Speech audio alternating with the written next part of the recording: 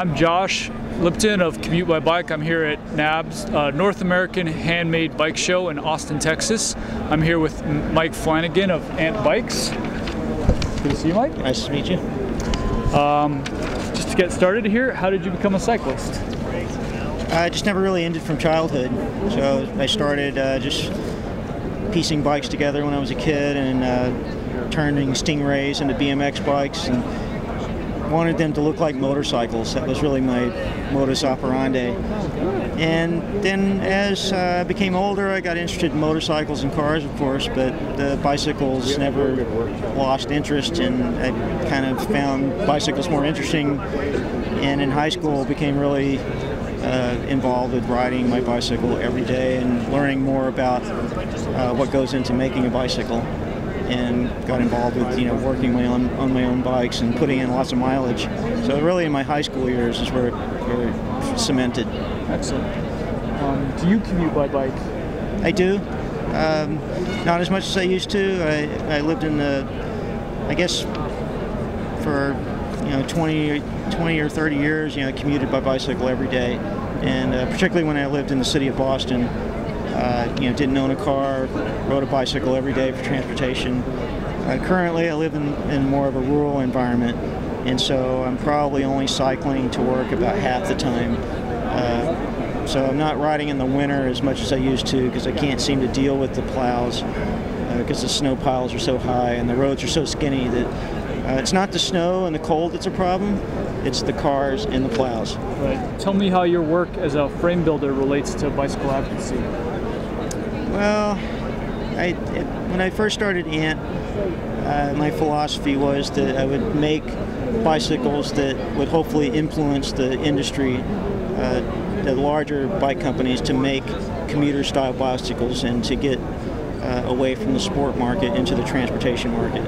And I feel like that I have had some influence in that. Yeah, I'd agree. And so I'm happy about that. I'm happy to see imported bikes that look like mine.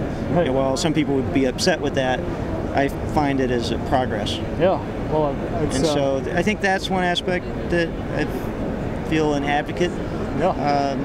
And people that come to talk to me at NAHBS respond by saying that I've been following your work and like what you do, and I think that that's what they mean. Because essentially I make expensive bicycles that don't really fit the mold of a typical commuter bike, but it's more of the image and the style to influence the bigger players to make bikes like this more available for the average person. Yeah, well, that's a generous and positive way to look at it. And then other aspects of advocacy, I've always been supportive of my local political organizations. So I've always done fundraising and giveaways for Mass Bike, and which is the local political organization in Massachusetts, and also NAHBS, which is the Off-Road Association in Massachusetts, or New England actually, and also done bike events for Bike to Work Week, where I give away a bicycle to raise money. Right. For Bike to Work Week, and also with Bikes Not Bombs, which I'm not sure if you're familiar with. Oh, that. yeah, I've heard of them. Yeah, so which is not, it's more of a grassroots sort of a community-based organization. Would you choose 3 concepts to describe an ideal commuter bike? Yeah, I think that the main thing is to have a lighting system. I think that's really the most important thing to have on your bike.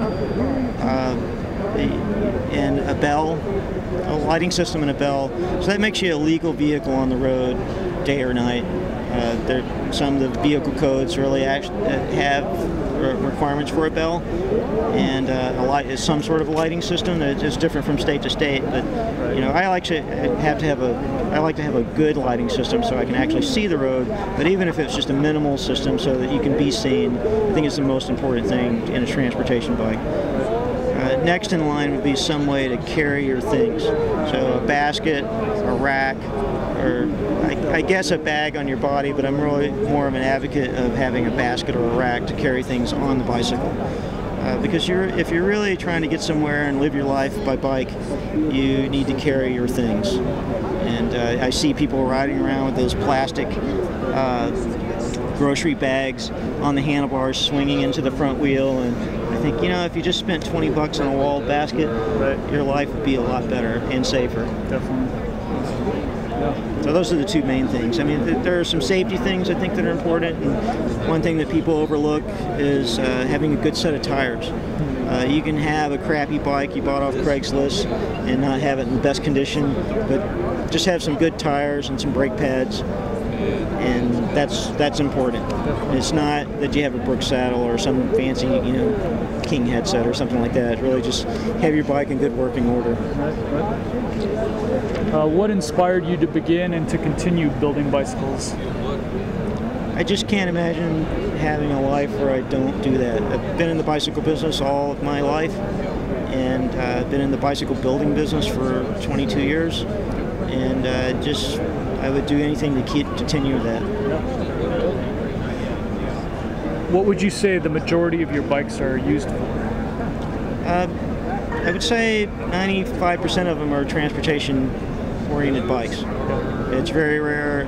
I mean, this year at the show, it's a bit of an anomaly that I have so many non-transportation bikes. I've got 3 antique style bikes and 2 road touring bikes, 1 camping bike and 1 sport touring bike.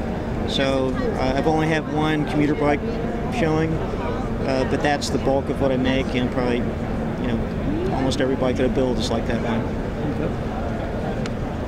If money was no object, what bicycle accessories would you integrate into the bicycle frame, and which would you build mounting points for? Pretty much that bike on the end, the Boston Roadster. I wouldn't really change anything about it. And money, you couldn't really throw any more money at it to make it any nicer than it is, other than maybe upgrading a few of the components. Right. But it still wouldn't up the price that much. It has everything that I would want on a bike. Okay. Can you talk about the constraints and or opportunity for adding electric assist systems to your bikes? I've dabbled a little bit in it, and that was many years ago, and the technology at the time was pretty weak, and I was pretty dissatisfied with the bikes that I built with electric assist. It just seemed like not worth the wait. The distance you got out of a charge was so little that it just wasn't worth it. You know, you'd run out of a charge, and now you got this 50 or 60 pound bike that you got to pedal, and so it just wasn't worth it.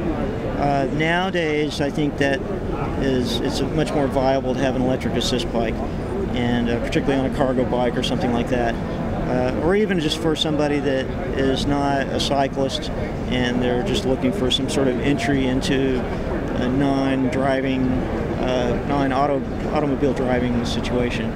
So I think it's much more viable now, particularly with some brands maybe like Bionics, which is a Canadian company that makes a very efficient system. I've yet to test that out myself.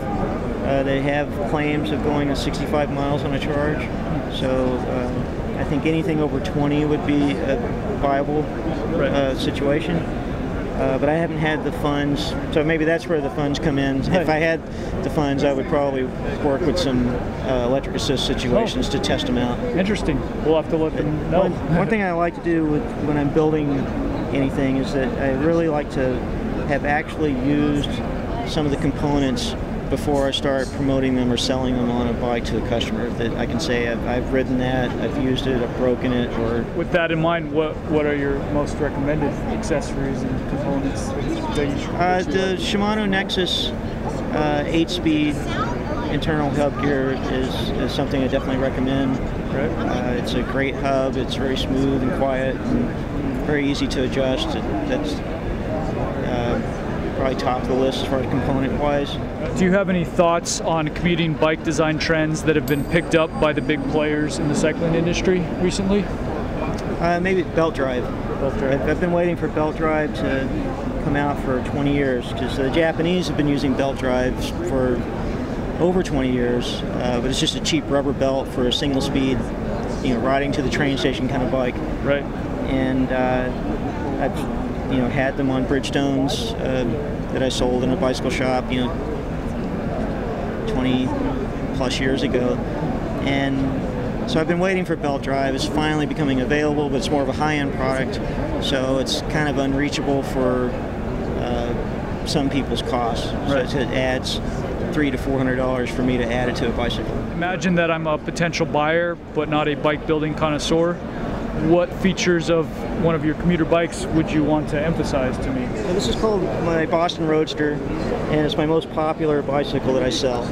And I sell to a lot of women, and they like this loop style step through frame.